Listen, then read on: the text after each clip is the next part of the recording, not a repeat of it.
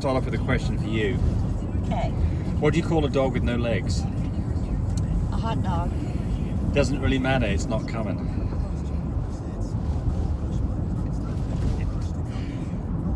Did you like it? No. I don't know where in the world you're getting your jokes from, but they're pretty scrawny. So this is somebody's talking about, we talked about 10 points, and I was saying that 80-80 and cream makes really white 10 points, but this cell says, my girl is 80-80, carries cocoa and cream, and her points are almost white. Yes, there you go. Because she carries cream. That does help it make, yes. Right. So I don't know where you think you won on this deal. You just think you did. In your mind, you win no matter what. Huh? She carries cream. You bet they're going to be cream Well, points. the point here is the 80-80. Look how big that tree was. Yeah, I'm leaving it alone. Yeah, no kidding. It's a waste of time. It is. Because you are wrong.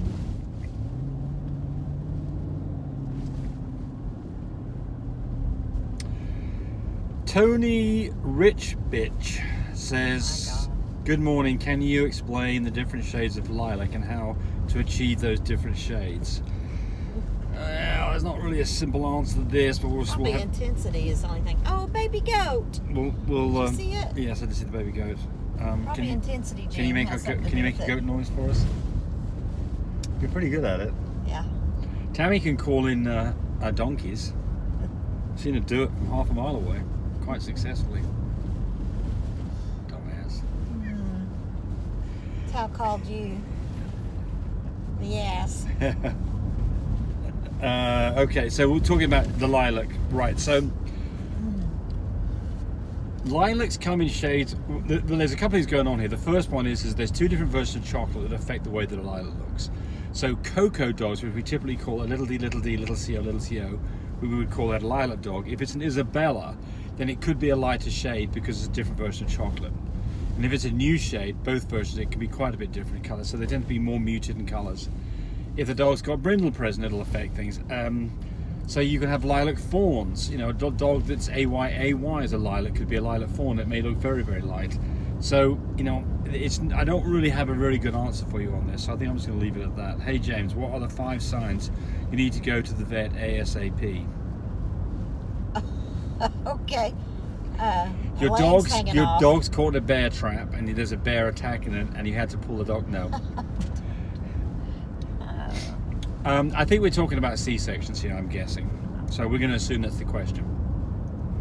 So the question is, well, look, I think I'm going to tackle this from just a generic question. When should you go to the vet? Anytime that you've got a dog that's in distress and you don't know what to do, time to go to the vet. If you've taken its temperature and its temperature is running 102 or higher, time to go to the vet. Yeah.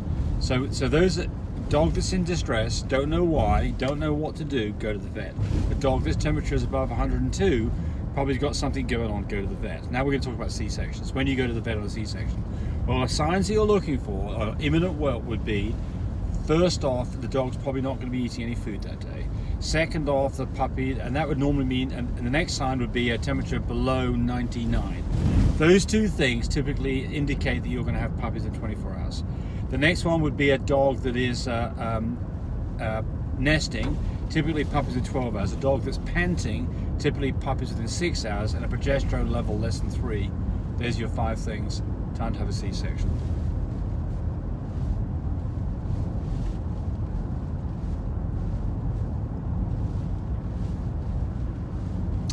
Family G is trying to get on Tammy's good side because she says, Tammy, you look stunning in your leopard print today. in my what? Leopard. And James, you look super dapper in your martini glass shirt. Well, thank you. You are one cool couple, love you both, thanks. Not today. Not today, no, we're a bit ragged today. We were going to... Gonna go eat with Snell and her hubby, I think, with Jake. Now we were eating breakfast, brunch, I think. Shara Schilling. Who do you recommend for pet insurance if you have it? I don't recommend pet insurance. We've been in the business for 18 years and never bought pet insurance. Never needed it. No. Well, here's the thing about insurance. What insurance is insurance to cover you against a catastrophic loss that you can't afford to bear the consequences. So, you know, there's times that we're forced into getting insurance, things like driving cars, because we can, you know, kill and hurt and maim people with cars. And, you know, if those terrible things happen, people, you know, get in terrible situations and there's a lot of money that's going to change hands. You need to have an insurance company behind you. So then we come back to your dog. What would happen if your dog was stolen? Would that be the end of the world for you? Could you recover from that? I mean, I'm not talking emotionally. I'm talking financially. So, you know, if you've got a dog that's that expensive that you couldn't afford the loss, then maybe insurance makes some sense. But I'd read the fine print, because I think in most cases the insurance is not going to be particularly valuable. So my answer to you on this is, you probably don't need it. I mean, are you ever satisfied when the insurance takes care of your hospital care? And how you have to argue at some point about it. Yeah. So don't expect that the dog care is going to be that great either. Yeah, well, it might be. We don't have any experience, so I mean, all I can say is I never felt that I needed it, and I mean, if I look at what I would have paid on insurance in all these years, we'd have definitely didn't need to get it either.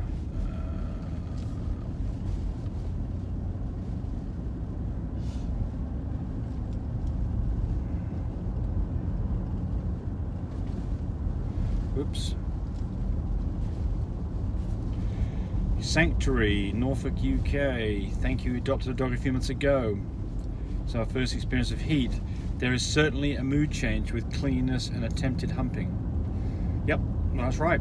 Dogs that are in heat, females dogs that are in heat, they've got big hormone changes, just like human beings can have, you know, mood swings to do with increased hormones. So yeah. When that happens to James, I have to pull him up into the house and lock him in his room. I'm hoping you're going to do that when I get home. I'll take a nice nap.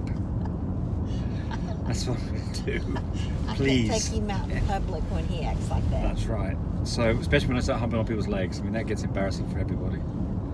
So yeah, you're right. There are mood changes, and it's all part of the process. It can be the females just aren't happy with each other and fuss that way, so you want to be careful. That's exactly right. That's a very good point. So there's a difference between interaction between humans and their dogs, who can be more clingy, versus other dogs and dogs. So you can have an alpha dog who can get aggressive towards a dog that's in heat, female. So be careful about that. And we have had that happen, haven't we?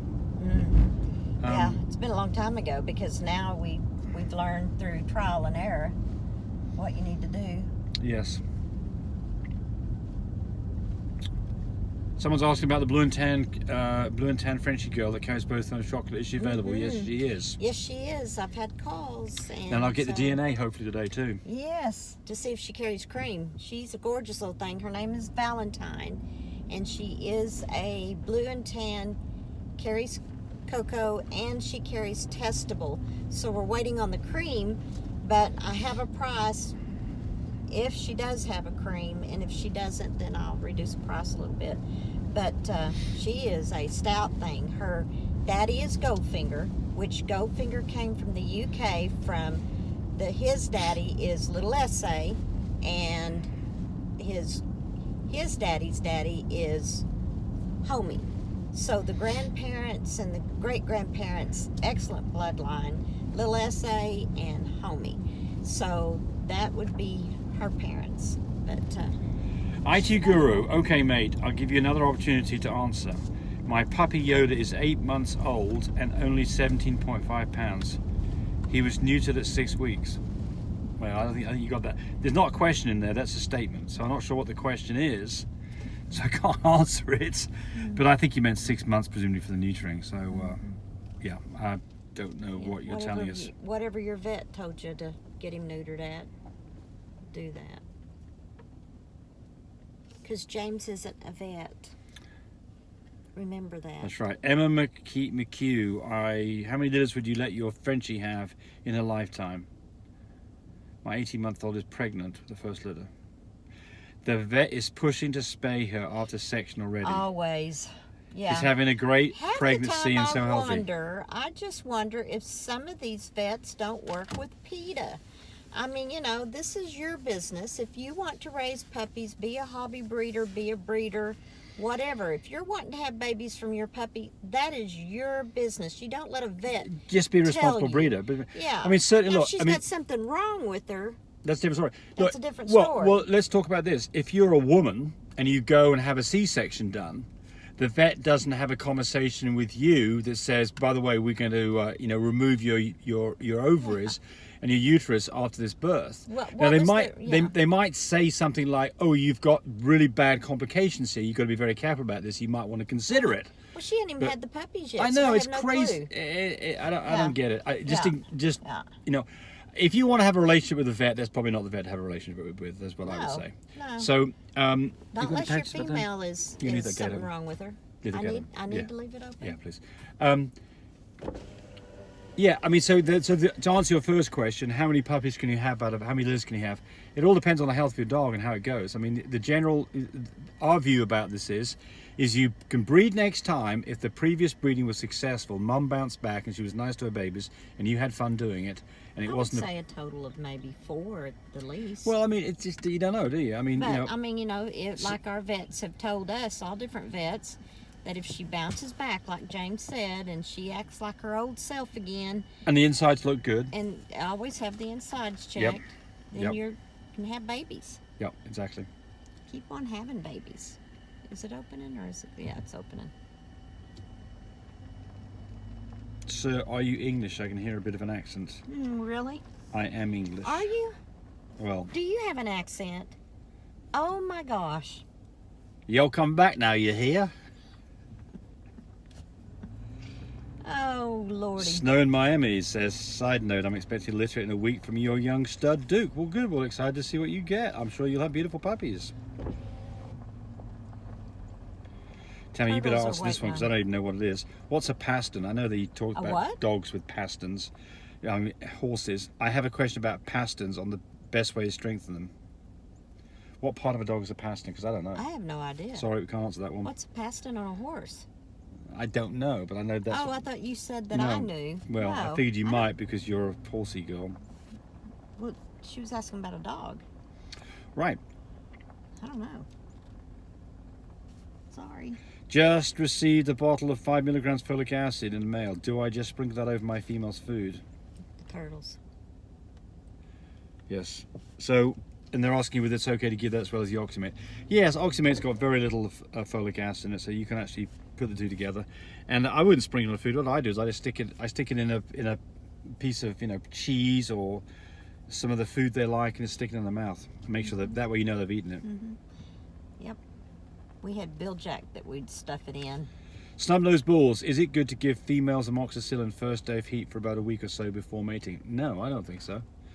I don't like giving antibiotics unless antibiotics are required. I mean, you're asking for, we have a general overuse of antibiotics. This is going to be my last question on this one. We've got a general overuse of antibiotics in America, well, probably all over the world. And the problem with antibiotics is there's two things that you do wrong if you start giving antibiotics when you don't need it. And the first one is that you can wipe out some of the flora in the gut that needs to be there and cause stomach issues. That's the first problem. And the second thing is that we tend to give antibiotics like this and don't follow the course up properly, so we can then have bugs that are resistant to amoxicillin or whatever you're using when you need it.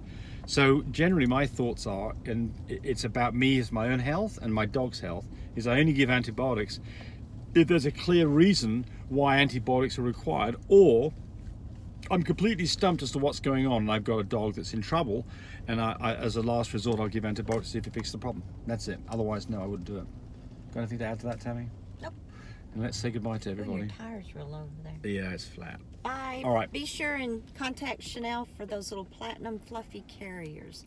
They are precious. And they're platinums, means lilac and tans. Platinums carrying fluffy. And her phone number 580-799-2875. Bye. Thanks for watching the video. I really appreciate people who subscribe to me. It helps me, encourage me to do more of these videos. But do remember, disclaimer here, I am not a vet. I'm not a licensed medical professional. I'm purely a person who's been breeding dogs for the last couple of decades. Any information that you got from this video, use at your own risk. There's nothing implied here, and certainly this should not be used as a substitute for advice from your veterinarian or your medical professional. I hope you enjoyed the video. Come back for more of them. Bye.